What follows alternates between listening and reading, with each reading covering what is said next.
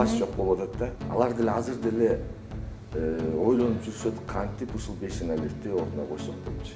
Башкы прокурор менен жакшы болчумун. Экөөбүз бир партияда жүрүп,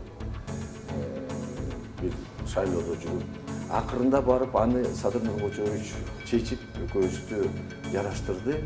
Кылмыш иши токтогондон кийин жараштырдыбы же кылмыш иши ачылып тергөө жүрүп атканда жараштырдыбы? Садыр Нуркожоевич менен жумуш боюнча мен сүйлөшүп турам. Канчалык сен берсең, ошончо болуп келип атат окшойт балам. Адам деген жашагысы келип эметип калат. Жок, андай болбой атат. Алымкадыр мырза, саламатсызбы? Маектешүүгө убакыт тапкандыгыңыз үчүн ыраазычылык билдирем. Кызматтан кетип, алтын балалыкка баргандыгыңызга 10 айга чукул убакыт болуп калган экен. Мурда баягы реформа кылам деп, моралдык, психологиялык жактан бир топ эле чарчасаңыз керек. Анан мен ойлоп жүрөм, азыр алтын балалыкка барганы сиз бир жайлоого келгендей эле болуп калсаңыз керек, же бул жактын деле түйшүгү түмөн бекен? Мен өзүм хирургмун. Министр кезинде да хирургтан чыштаган эмесмин. Азыр деле чыштаган жокмун. Ооруларды консультация кылам, керек болгондорду операция кылам. Ошентип мен убактым өтүп турат. Экинчиден болсо, ошол алтын балалыкка баргандан кийин ал жерди баягы бүтпөй калган жактардын баардыгын азыр бүтүрүп атабыз. Себеби бул биздин президенттин тапшырмасы менен балдардын реабилитационный международный центрге айланыш керек. Башка чоң өлкөлөрдө кандай методика болуп лечение болуп аткан болсо, биз ошолорду внедрить этишибиз керек. Эмне үчүн биздин балдарыбыз башка жакка барып лечение алып аткан.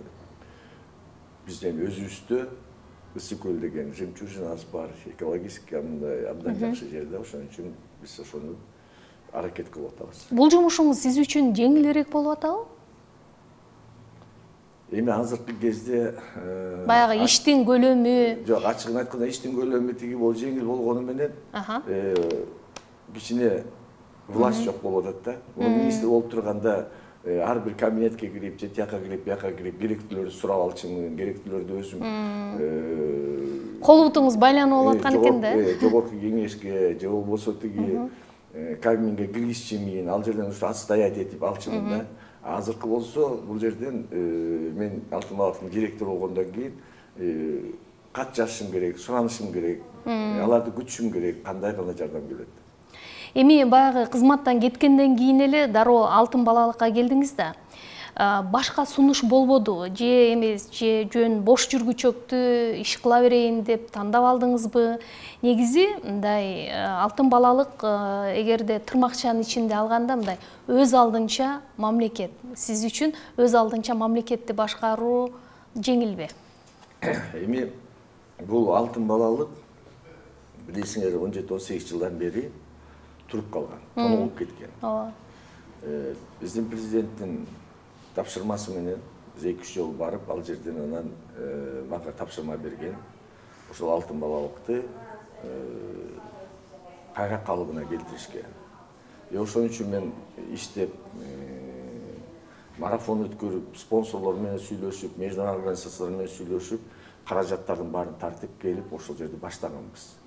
Бирок 2-июнда бая билесиздер, кырсык болуп мен камакка алынган. Иштебей калгам. Иштебей калгандан кийин баардык нерсе токтоп калган. Ошону президент көрүп туруп, мага тапшырма берди. Ушуну барып бүтүрдү. Дароо эле макул болдуңузбу? Дароо эле макул болдум. Эми ушун дегенде муну алтын балыкты бүтүрбөй, орто жолдо калтырып койсок, биринчиден президенттин тапшырмасы аткарылбай калмак. Экинчиден мен өзүм баштап мунучу до конца бүтүрөйүн деп өзүмдүн да характерим бар. Бир нерсени баштасам мен до конца бүтүрүшүм керек. Кызматтан кетсем эле мен Түркияга же Орусияга иштеп кетем деп айтып жүрчү элеңиз, оюңузду эмне өзгөрттү? Мен президенттен уруксат сурап мен Турцияга кетип калгам. Бирок алтын балалыкты директор коюп, кайра мага тапшырма бергенден кийин мен кайра келдим дагы ушу 6 балалыкты бүтүрөйүн дедим. Кетип калышыңыз эмнеге? Эң үчүн дегенде мен бул жерде көп коррупция менен малынган кландардын тамырын эбирдемесин бастым да. Алар деле азыр деле ойлонуп жүрүшөт, кантип ушул Бейшеналиевди ордуна койсок депчи. Дагы элеби? Дагы эле. Айтыңызчы, мисалы жасап жаткан реформалык кадамдарыңызды чындыгында карапайым эл убагында көпчүлүгү, эми баардыгы болбосо да көпчүлүгү колдоп турушту да. Бирок аналитиктер Алымкадыр мырзанын баягы мыйзамдарды, эмгек кодекстерин өтө жакшы билбегендиги мындай ишине жолтоо болуп койду деп айтып жүрүшөт. Анан сиз эмне юридикалык жактан сабаттуу команда топтой алганыңыз жокпу? Мен өзүм характерим боюнча добрый, мягкиймин да. А жанакы кылып аткан реформада эгер мен ошондой болуп, күчтүү болуп, чоң жанакы коррупционерлерге, главврачтарга, директорлорго, академиктерге против чыга албай, акырын кандайсыз? Ушундай болуп калды эми. Сен 15 жыл, 20 жыл, 30 жылдан бери базып алдың ушу жерде. Өзүң акча таптың, өзүң бүт бардың кылдың. Эми акырын өткөрүп бер десемчи, эч ким өткөрүп бербейт болчу. Мен ошондой шакка бардым.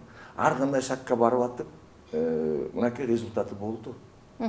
Эгер андай болбой, азыркыдай болуп, акырын сүйлөп, суранып, мен деле юридический жакта, мен өзүм профессормун, доктор меднаукмун, бүт баарын түшүнүп туруп, эгер акырын сүйлөп, бүт баарын законный кылсак, мен ойлоп атам, реформаны до конца чыкпайт болчубуз. Азыркы кезде эң чоң мен ойлоп атам, реформа кылдык, бирок аягына чыга элекпиз. Мен ойлоп атам, бүт баары түшүнүп калышты, чыгат го деп. Мисалы азыр өткөнгө, жасаган ишиңизге, анализ жасаганга убакыт кенен болуп атат да, сиздечи. Министр катары кайсыдан бир кемчилик кетирип койдум деп ойлонуп же өкүттө жүрөсүз?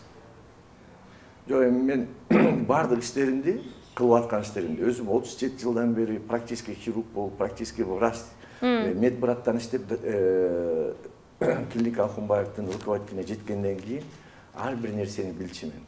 Кайсы жерден кандай кеткенин. И 90-жылдары, 2000-жылдары реформа деп здравоохранение талкалап атканда мен да ошондо айтып чыккам. Айтып чыгып, мындай болбойт деп. Бирок ал кезде бизди угуп да койгон жок. Андан кийин мен министр болуп келгенде эле президент Садыр Нуркожоевичтен уруксат алдым. Реформа кылам деп. Ал сурады эмне дегенде, ал дагы Садыр Нуркожоевич дагы абдан түшүндү.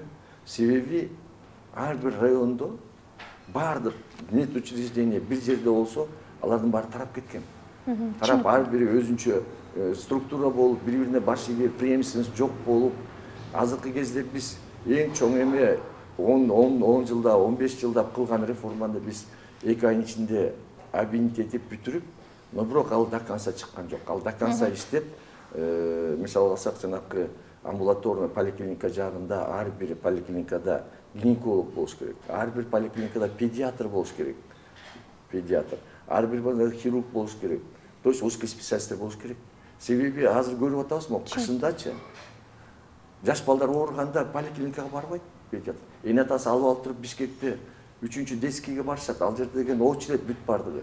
Бирок айтыңызчы, албетте бул жасаган иштериңизди санап отурса аябагандай көп, кемчилигиңиз болуптурбу, жокпу? Жок, реформа жагынанчы мен кылыш үчүн күнү түнү окуп, башка өлкөлөрдүн салыштырып, ошолордон чыккан. Ал жерде реформа жагынан кемчилик жок. Бирок өзүмдүн баягы мен өзүм жетиш үчүн кээ бир жерде грубо айтып, кээ бир жерде болсо жаман айтып, кээ бир жерде болсо катуу айткан болду да. Бирок аны мүмкүн башкача кылып жеткирсем болмок, потому что эл да түшүнбөй калды да. Эл да ушинтип ойлоп калды. А тиги жерде болсо барып алып ошол эле Исманкуловго мен 4-5 жол барып айттым. Сен бүттү, бул деген мамлекеттики өткөрүп койчу. Суранам сени. Сен бул жерде 25 жылдан бери таптың байлыкты. Эми государство өткөрүп койчу, зданияны кылып, тигиндей эмесен болбой койду, жок деп. Өзүңүз айтмакчы, ошо сиз айткандай бир топ академиктердин мындай ачуусуна тийдиңиз, куйругун бастыңыз дегендейчи. Анан кызматтан кеткенден кийин кандайдыр бир иш-чарада алар менен жолугушуп калган учур болдубу, жокпу? Мен өзүм көп мындай иш-чарага да барбайм, көп той пойлорго барбайм. Жок, той болбосо да башка иш-чаралар. Жок, башка иш-чараларга да көп барбайм да. Жолугушкан жоксуз. Жолугушкан жокмун. Мен ойлоп атам, алар деле жолуккусу келбейт го. Айтмакчы, мына башкы прокуратура финансылык мыйзам бузуулар бар деген негиз менен сизди камакка алды эле. Коомчулукта болсо башкы прокурор менен министрдин ортосунда бир пикир келишпестик болгон, бири-бирине өчөшүп алган деген сөз кеткен. Бирок муну сиз деле жокко чыгарбай, өзүңүздүн бул жаатта пикириңизди айткан жайыңыз бар. Анан адвокатыңыз кийин баардык кылмыш иштери токтотулгандыгын айтып чыкты. Эгер жаңылбасам 7 кылмыш иши ачылган эле сизге карата. Анан эми азыр башкы прокурор менен кийин кезгелишип сүйлөштүңүзбү бул жаатта? Эми мен ачык эле айтсаңыз. Мурдакы интервьюмда эле айтып келгем. Башкы прокурор менен жакшы болчумун. Экөөбүз бир партияда жүрүп, бир шайлоодо жүрүп. Экинчиден, баягы жумуш боюнча Лагуненко Московскийдеги травматологический центрди биз спонсорлор менен кура баштаганбыз.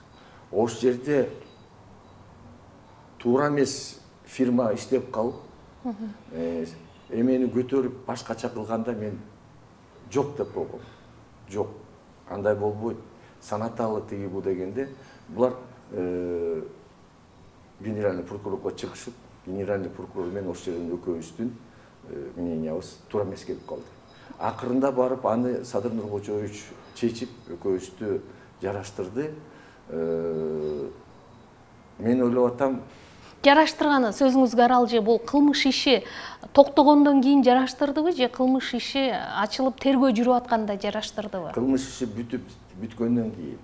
Потому что эми кылмыш иши бардык эле көрүп турсуңуздар, ал жерде мен жокмун да. Мен жокмун. Эми ал ачыкталды. Жанагы мисалга вакцинация боюнча ал жерде мен жок болчумун. Ал жерде премьер-министр, жогорку кеңеш, вице-премьер-министрлер бүт баары чечилген. Мен түшүнгөндө чоң эме болуп, тиги министерство болуп, мен ал жерде замдарым катышкан да. Демек, азыр ал киши менен мамилеңиздер мурункудай эле. Мурункудай эле. Жолукканда сүйлөшүп, жылуу мамиле сакталды. Кызматтан кеткениңизге өкүнгөн жоксузбу? Эгерде кайра келүү шансы берилсе барат белеңиз? Мен ачыгын айтканда, дагы кичине убакыт болгондочу, мен мурдакы эмеде интервьюмда айтып кеткем, кылып аткан, дагы кыла турган реформаны кылып кетсек медицинада, бул абдан жакшы болмок. Эгер шанс болуп калса мен барсам, батыраак кайра кылганга аракет кылам. Бардыгы эле билет, эмне кылып келет, эмне токтоп калган. Эң мен өкүнүчтүүсү, биз текшерип 300 частный клиника, лицензиясы жок, специалисттери жок, эчтеке условия жок. Ошолордун баарын правоохранительдик органга берип туруп уже жаап атканмы да, токтоп жетишпей калдык. Ошолордун баардыгы азыр кайра иштеп атышат. Айтыңызчы, анда сиздин президент менен болгон мамилеңиз жаман эмес экени белгилүү. Алтыгөл президент эле сиздин бир топ кадамдарыңызда ачык пикирин айтып колдоп турду да. Анан азыр ал кишиге мүмкүн ушул кайра келип иштөө сунушун айтсаңыз болбойт беле, деги эле сүйлөшүп турасызбы, жокпу? Садыр Нуркожоевич менен жумуш боюнча мен сүйлөшүп турам. Жолугуп турам, өзү келип мен алтын балыкты көрүп кетип атат, жолугуп турам. Анан мен эч качан бул жумушка барайын, тиги жумушка барайын деп суранган эмесмин. Мен ойлоп атам, Садыр Нуркожоевич менин жумуштарымды көрүп деле, эң түшүнгөндө азыркы кезде менин потенциалым способствовал реформаны жеткириш үчүн ойлойм, кандайдыр бир жерге барсам мен бүтүрүшүм керек. Ал жерде абдан көп нерсе биз пландап, өзүбүздүн команда менен токтоп калды. Эң эле чоң меники эме көйгөйүбүз бул пересадки орган болсо. Пересадка почканы биз уже киргизип, лабораторияны киргизип, ар бир операция 5 миңден 7 миң долларга чейин айланып калган бизде. Азыркы болсо биздин кыргызстандыктар 25-30 миң, 40 миңге чейин башка өлкөгө барып операция кылып. Сиз сунуш өзүңүз сурамбашыңызды айттыңыз, а бирок президенттин бул жаатта ою кандай болду экен? Садыр Кожоевичтен сурагыла. Макул анда. Айтыңызчы, негизи Кыргызстандын тарыхында бир эле тармакка мындай 2-3 рет министр болуп кеткендер бар да. Анан эгерде сизге ушундай сунуш берилсе, демек сиз иштеп берүүгө даяр экенсиз да, Мен иштеп берүүгө даярмын, бирок атайын талаптар барбы? Бирок мурдакы даяр болбой, уже башкача иштейм. Мурда катуу иштеп, сөгүп антимиткен директор центрларды, академиктерди, частниктердин бардыгын уже бүтүштү алар. Бүт бардыгы уже иштебей, эл да билип калды. Эл да түшүнүп калды. На самом деле ушундай турбайбы? Туура кылып аткан турбайбы? Кетсин деп, мынакей бардыгы биринчи мен Исманкуловго тийишип аткан Исманкуловго бүт бар. Туура эмес кылып атат деген. Мен ар кандай методика менен токтотуп калайын деген. Эми үчүн дегенде ал билесиздер кандайчы. Акырында барып биз баягы документтерди, кагаздарды бүт барын топтоп туруп бергенден кийин азыркы кезде өзүңүздөр результатын билип атасыздар. Сизди жакшы билгендер мындай мыйзам менен эмес, көп учурда мындай эркекче муштум менен сүйлөшкөндү жактырат деп коюшат экен. Министр болуу кызматынан кеткенден кийин ошондой позицияларыңызды такташып чыктыңызбы толук? Мен адамдар мененчи академиктер менен академикче сүйлөшөм. Мен да член Конгрессмендер академик. Билебиз. Профессор менен профессор сүйлөшөм. Сантехниктер менен сантехникче сүйлөшөм. Рабочий менен рабочий сүйлөшөм. Алардын сөзү менен сүйлөп бөсөм түшүнүшпөйт. Кээде муштум дагы керек экен да анда, Мен өзүм аркын мушташпайм, сөз менен эле бүтүрөм. Бийликке таарынычыңыз болдубу, жокпу? Чынын айтыңызчы. Мисал алсак, мен өзүмдүн баягы иштерим менен доказать этип, ар бир должностко мен өзүм эле жетип атам да. Ошон үчүн мен экипке таанышым керек. Мынакей 2 жылга жакын мен министр болуп иштедим. Мен ойлоп атам, бир жерде мурдакы реформа кылгандар 15-20 жыл араңдан сорго реформа кылдык эле 5-6 келип, мынакей 2-3 айдын ичинде анын баарын ордуна койду. Башкаларын да ушундай кылып койбоңуздар. Ошон үчүн мен таарынбайм, үчүн мага возможность берди бийлик. Бийлик сизге мүмкүнчүлүк берди, бирок сиз реформаны өтө шашып, анан батыл киришип баштап ийген жоксузбу? Антип өтө шашпай ар бирин кылсакчы, 20 жыл өтмөк дагы, 20 жылга чейин биз барбызбы, жокпузбу ким билет. Ошон үчүн мен өзүм интервьюмда айтчымын, мен шашылышым керек, батыраак кылышым керек деп. Азыркы биз кылган биздин команда анализ кылып чыгыптыр. Эгер шашпай кылсак 10-15 жылда кылмак экенбиз менен бар. Бийликтеги кайсы персоналар менен дайыма такай пикир келишпестиктер же болбосо позицияларыңыз дал келбей жүрдү? Ысымдарын атай аласызбы? Мен бийликте жок болдум да. Эмне үчүн жок болдуңуз? Сиз министр болгон учурда? Жок, министр болгон учурда биздин команда жакшы иштеди. Бардыгыбыз бири-бирибиз менен тыгыз иштеп, бири-бирибизди поддержка кылып иштедик. Эч ким менен мындай пикир келишпестик болгон жок. Бийликте президенттин тегерегиндегинин бардыгы сизди колдоду деп толук айта аласызбы, ишенимдүү? Президент Садыр Нуркожоевич мени колдоду. Бул жетиштүү болду. Бул жетиштүү болду. Азыр эми сырттан караганда, ошол сиздин кесиптештериңиздин иш аракетине кандай баа берип турасыз? Тактап айтканда, бүгүн мына сиздин креслода министр айым отурат. Сиз баштаган иштерди улантып жатабы? Мындай, сиз айтмакчы, преемственность болуп атабы, же болбосо бул киши реформаны башка жактан көрүп жатабы? Мен ойлоп атам, алтын балыкта жүрүп эле мен өзүмдү 10 жыл мурун сөз бергем да. Сайттарга кирбейм, окубайм деген. Мен оюнча кылган балдар болуш, иштеп атат болуш керек.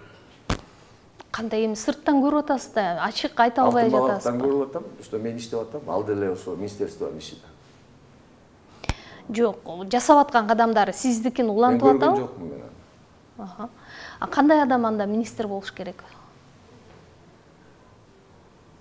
Министр болуш үчүн кайсы сапат керек деп ойлойсуз? Түздөн түз ушул саламаттык сактоо тармагыначы?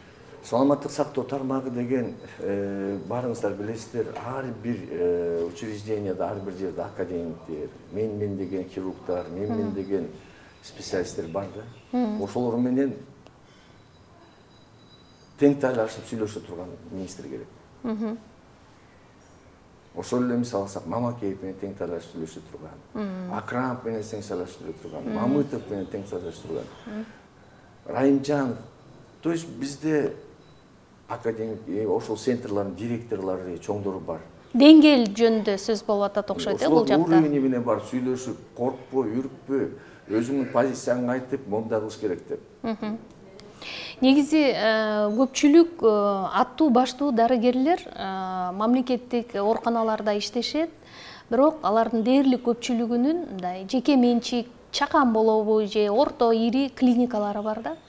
Бирок сиздин бул жаатта мындай клиникаңыз жөнүндө билгенибиз жок же сизди башка персонага каттаткан клиникаңыз барбы? Менде клиника эмес, менде бизнес да, ал эмес кичинекей киоск да жок. Кереги да жок. Калп айтып аткан жоксузбу? Мен калпты айтпайм да. Мисалы алсак, клиника кылгандан кийин аны кийин өзүңдөн кийин бирок продолжать этиш керек да, балдарың же болбосо. А меники болсо мен үй бүлөбүздө жалгыз эле медик мен. Эч ким и барбайт, и мен ойлоп атам, мен үчүн дегенде медицинага барып иштеш үчүн фанат болуш керек да. А жөн эле мындай эптеп-септеп жүргөн мен өзүм балдарыма айтам да. Бир жерге барып специалист болгондон кийин ошол жерде майын чыгара турган иштегенде специалист болуш керек. И ошондо ар бири өзүнүн тандап алды, иштеп атышат, майын чыгарып атат азыр. Буга чейин Кыргызстандагы эң бай адамдардын бири экендигин айтып келдиңиз өзүңүз. Анан ошол байлыгыңыз менен турак жайга муктаж дарыгерлерге үй курууну пландап жатам дедиңиз. Деги эле бул иш дагы эле оюңуздабы, жокпу? Мен деген балам, кызым экөө бизнесмен да. Экөө тең аларды мен көндүргөм, какой-то бир процентин благотворительный кылып туруш керек деп. Азыр дагы алар мага кылып турат азыр. Экинчиден, сизге жардам берип турушабы же кандай? Качан гана мен алтын балалыкты, президентский школаны, мисалы алсак, могу травматологический центрди, ГЭСтеги чоң нерселерди биз баштадык. 5 объектти бүтүрдүк. Ошолорду баштаганда правоохранительный органдар келди. Мисалы алсак, мен өзүмдүн детсадым бар, үйүмдө детсад көп болгон. Алардын баары келди, текшере башташты. Ошондо мен айттым, мен эң бай киши мен өзүм акчамды салып атам. Анда текшеришти, каяктан акча түшкөнүн. Эчтеке тапкан жок. Бардыгы закондук основанияда табылды. Алгачкы ошол пайдубалды эмнеден баштагансыз анда, сыр болбосо, бизнестеги? Бизнестеги жөн эле киши мисалы балдар бакчасын ача албаса керек, жөн эле киши үй кура албаса керек. Эми ачыгын айтканда балам эчтеген айтпа деди эле, мен айтып берейин. 14 жашымдан баштап балам иштей баштады. Кээ бирлери болсо профессордун балдары деп чоң жерге окутуп тигинден мен кылгандай кылган жокмун. Ал барды да Кемин району, Чүй району боюнча сүт чогултуп, сүт өткөрүп, өзүнчө сарайды алып алып, ошо сарайда жашап, сыр чыгарып, ар кандай нерселер чыгарып, ошо ойдон, ошол жерден чыгып, ошо Кызыл Суу деген жерде биринчи болуп. Бул кичи мекениңиз, Детсад салып берип, азыркы кезде 80 бала, 18 киши иштеп атат.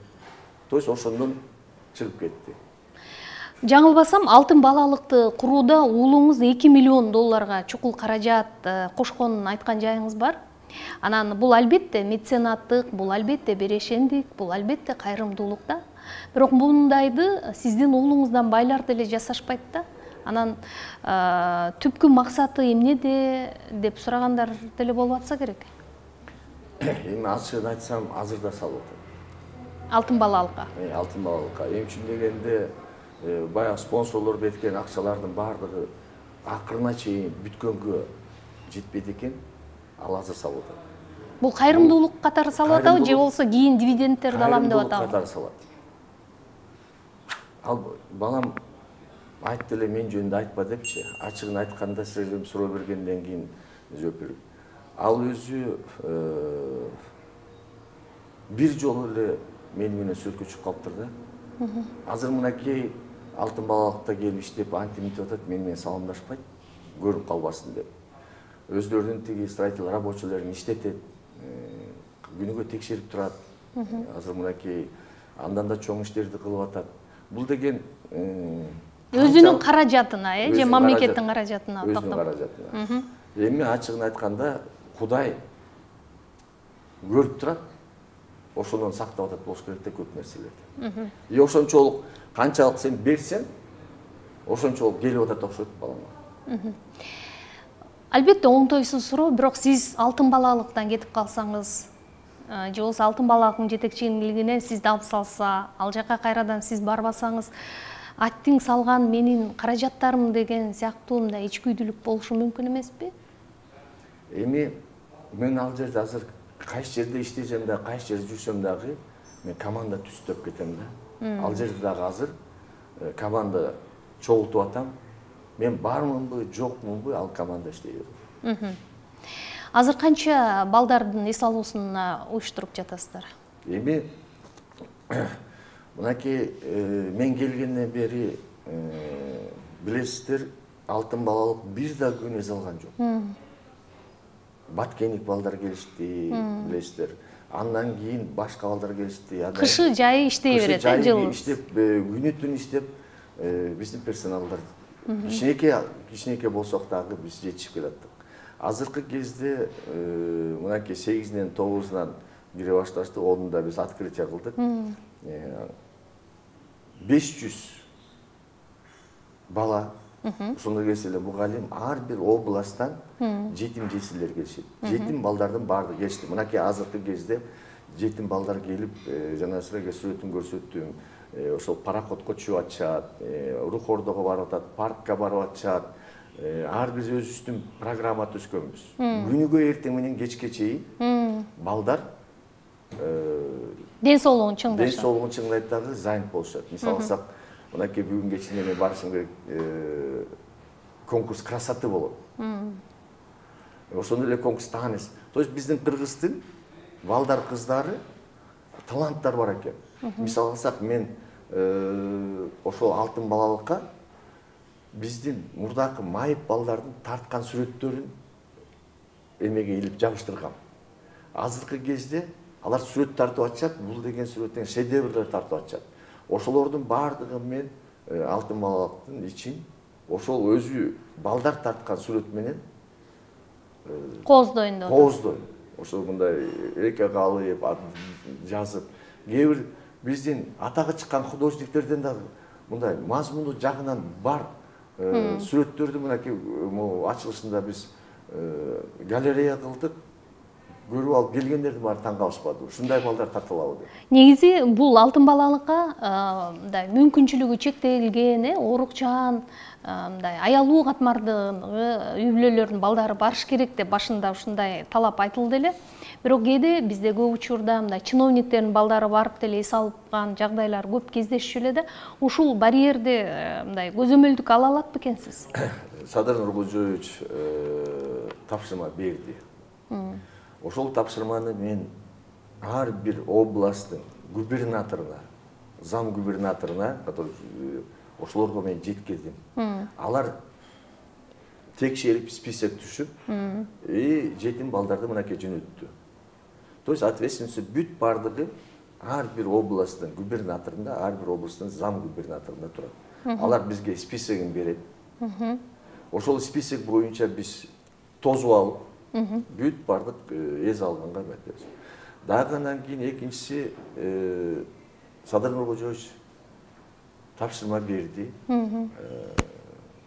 правительствого берди. Бизде 34 000 майып балдар бар.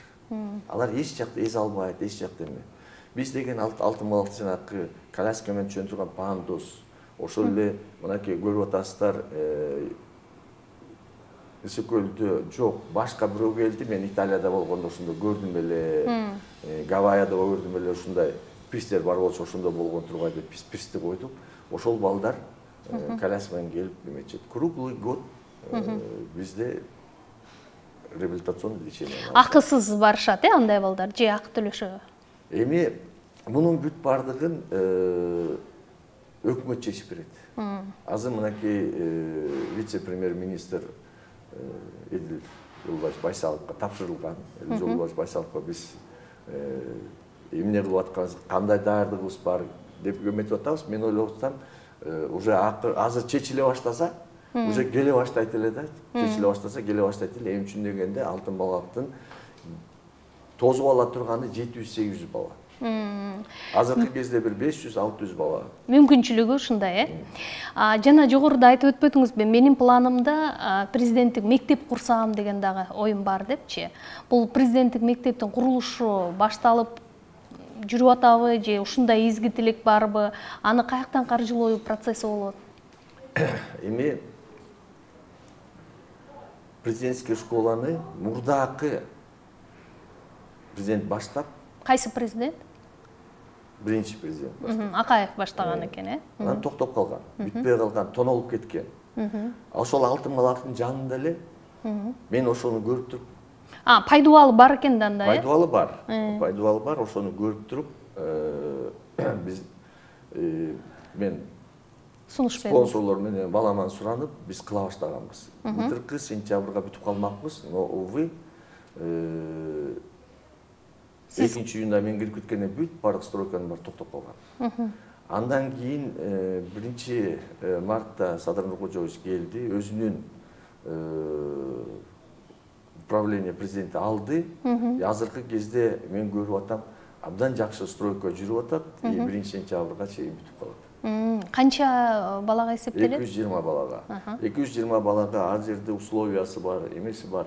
Ошондой эле Бул дагы жанагы аялуу катмардагы балдар үчүн? Жок, бул одаренный балдар үчүн. Таланттуу балдар үчүн. Таланттуу балдар үчүн. Кыргызстан боюнча таланттуу балдар үчүн ушундай курулган. Каржылоо мамлекеттин бюджетинен болот.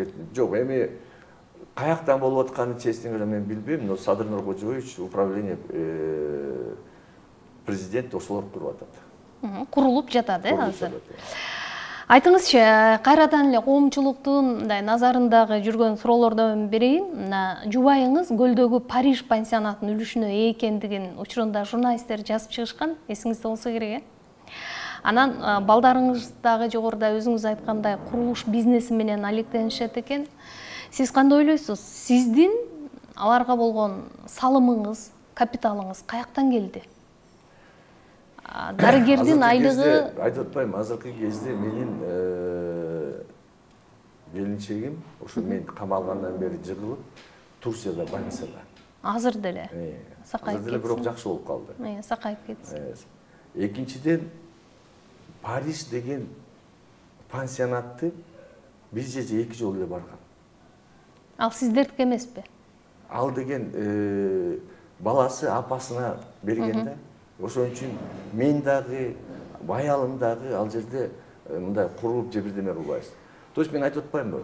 Париж деген бул баламдын өзүнүн мечтасы болчу экен. Балам дагы бир өзүнүн жанында жүргөн спонсор, эки өнөктөштөр менен, партнер бар. Ошолор менен куруп, азыркы кезде эң Көлдө эң жакшы пансионаттардан кылды. Тала турган жерде эле алып эле сатып алышып эле ошол жерге куруп атышат. Демек бул балаңыздыкы. Анда текшеришти, андагы бүт бардыгы чыкты. Жака каяктан акча салып атат деп текшерилгенде, баягы айтылган коттедждердин бардыгына краса сатып атышыптыр. Азыр да сатып атат. Керек болсо алыңыздар бар. Практикалык хирургсуз. Кыйла жыл операция жасап жүрдүңүз, албетте министр болгучакты болуш керек. Азыр алыстап кеттиңизби?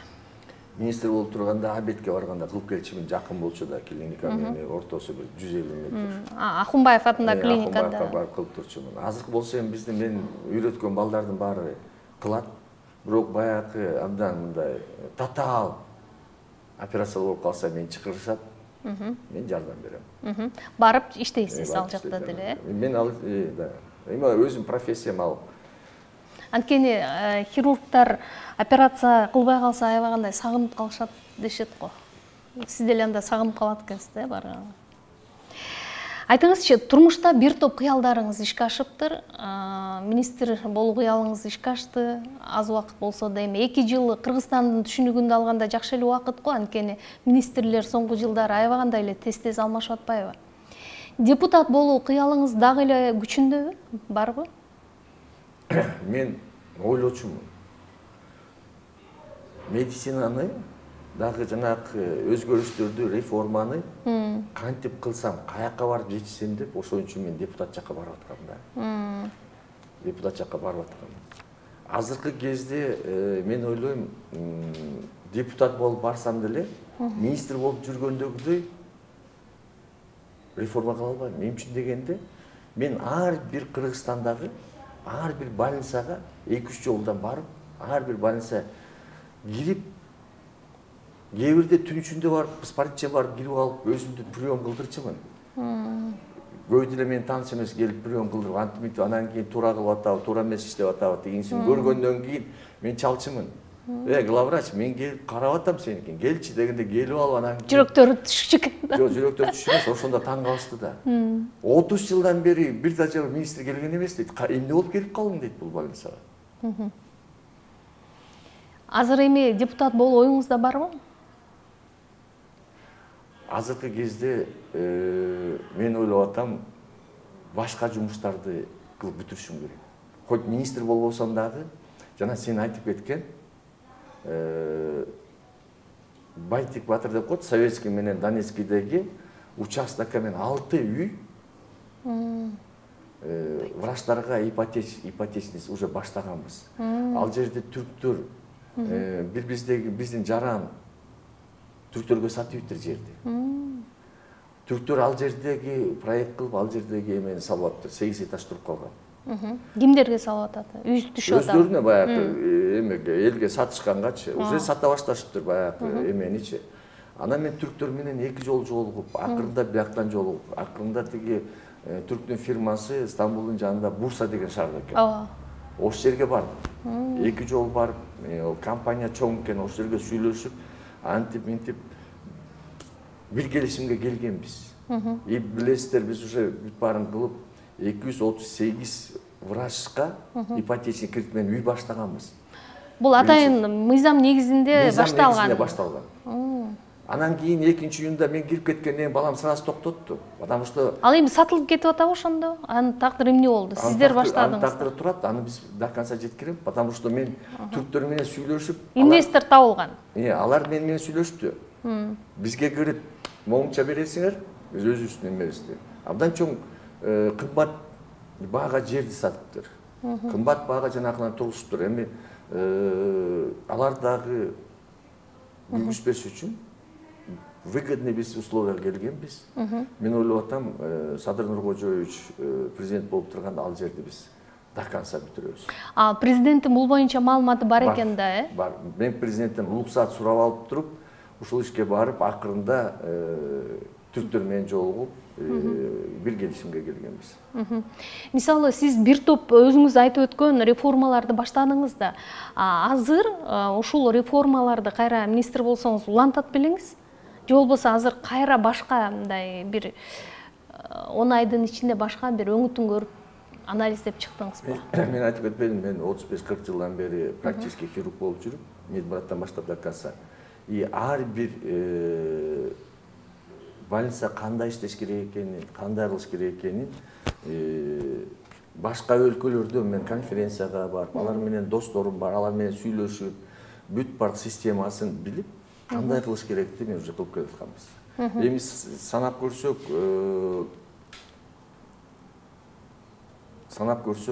абдан чоң иштер турат медицинада. Ошол эле пересадка, эми үчүн биздики пересадка почки, печени, сердце и костного мозганы биздин жарандар көп акча берип барып турса. Мисалы алсак, мен Турцияда жүрүп атам, аялым бул ооруган үчүн Турцияда жүрүп. Ал жерде кыргыздын жарандары, кыргыздын жарандары үйлөрүн сатып, кредит алып ошол жерде лечение алып атышат. Туура. Индияга чейин барып атышат. Эми үчүн ошону кыла албайбыз. Эң чоң нерсе дагы айтып кетейин, гемодиализди биз бүт бардык нуждающийлерди бюджетный деп коет 4008-тен. Ошо фонд государство төлөп берет, бүт бара алып атат. Бизге чейин аны какой-то определенный только оорулар алчы дагы, калгандары үйлөрүн сатып, кредит алып, тиги алып, бул алып, баягы бюджетке жеткенче кыйналып калышчу. Биз ошону кылдык. Экинчиси азыр частный фирмалар кылып атышат ошо гемодиализдичи. Бирок мага да азыр звонить этип, мен деле өзүм көрүп атам, баягы качествосы туура эмес. Эмне үчүн гемодиализ алгандан кийин адам деген жашагысы келип эметип калат. Жок, андай болбой атат. Ошон үчүн мен уже правительствого Акыл Үсенбекович менен сүйлөшүп, канча акча керек, чтоб бүт баарын государственный кылсак, и ар бир райондо главврач жооп берет эле. Келип баш менен жооп бермек ошол гемодиализдин качествосуна эмесине. Бирок анда бизде болбой атат. И качествосы бул Бишкекте эле, Ош шаарында, райондордо көбүнүкү качествосы аз болгон үчүн элдердин баардыгы бияка келип атышат. А негизи мамлекеттин саламаттыкты сактоого бөлгөн каражаты бүгүн жетиштүүбү же сиздин учуруңузда? Жетиштүү. Жок, бизге чейин билбейм кандай болгонун. Сиз мени көп айта аласыз. А биз болсок, мынакей президенттин, премьер-министрдин, жогорку кеңештин поддержкасы менен биз бүт баардык ооруган нуждашса бюджет көткөрдүк. Акча табылды. Дагы бир жагдай жөнүндө сурагым келип атат. Мисалы, дайыма мындай мүмкүн болушунча мындай тамашага салып, күчтүү, энергичный өзүңүз жүргөнгө аракет кылып жүрбөйсүзбү? Анан саламаттыгыңызга кантип кам көрүп атасыз? Эмне рецепт бар?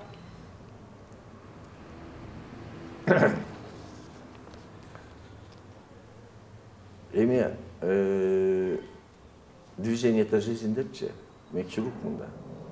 Күнү түнү эле операция, күнү түнү эле движение жүрсүбүз, ошол боюнча эле мисалы алсак, башкалар барып бир жерге барып заниматься этип, же спорт залга тиңде, менде андай жок. Мен өзүм эле күнүгө жок дегенде 15-20 миң шаг кылам. Ал жетпей калса, түн ичинде кайра карап турбай кой, жетпей калды. Кайра шаг кылам, базамды. Азыркы кезде базып эле баягы эмеге жетишип атам да, өзүмдүн ден соолугума караганга. Министр катары басып өткөн жолуңуз мындай ар кандай жагдайларга аябагандай бай болду, кызыктуу болду, мындай чыңалуулар көп болду. Кээде айтып коюшат, тамашага салып, мындай Кыргызстанда аконит министр катары тарыхта калды деп коюшат сиз жөнүндө. Өзүңүздүн басып өткөн өмүр жөнүндө бир мындай мемуар жазсам деген ой жокпу? Эң чоң биздин мен министр болуп турганда жетишкенибиз, биз экинчи волнада келип калдык. Биздин команда бул ковид жөнүндө айтып атасыз да? Экинчи, үчүнчү, төртүнчү волнада мурдакыга караганда ооругандар 10 эсе көп болду. Ооба. Ошого караганда биздики айгып кеткендер, өлгөндөр аз болду. Элдер деген экинчи, үчүнчү, төртүнчү волнада уже спокойно болуп калды. Ошол кезде башка өлкөлөрдүн бардыгы туристический менен границасын жапканда Садыр Нуркожоевич айтты, биз эгер жаап калсак экономикасы отуруп калат. Биз ошондой медиктердин баары биздин команда иштеп, ысык көлдү да ачып бердик туристке. Эзалды. Анда дагы көп болгон жок. Эң эле дагы жакшысы бул биринчилерден болуп башка өлкөлөргө караганда биз вакцинацияны киргиздик. Садыр Нуркожоевич болуп биз Россияга барганда сурап биринчилерден болуп Россиядан, Кытайдан, башка өлкөлөрдөн бизге вакцина келип, биз уже вакцинацияны баштап калганбыз. Ошо дагы бул ойлоп атам, кийин историктер жазып чыгат. Эмне үчүн дегенде ковидте биздин команда катуу иштеп койду дагы. Башка өлкөлөргө караганда мында аз потеря менен чыгып кеттик. А муну өзүңүз жазсаңыз болобу? Басып өткөн жолуңуз катары. Жок, эми азыркы кезде мен иштешим керек. Мүмкүн 20-30 жылга чейин дагы мүмкүн жашасам 20-30 жыл айын ойлонуп көрөм. А так мен ойлоп атам, анда деле ой жок да. Биз анда сизден дагы мындай ийгиликтерди жаратышыңызды каалайбыз, күтөбүз. Сизге чоң рахмат. Рахмат.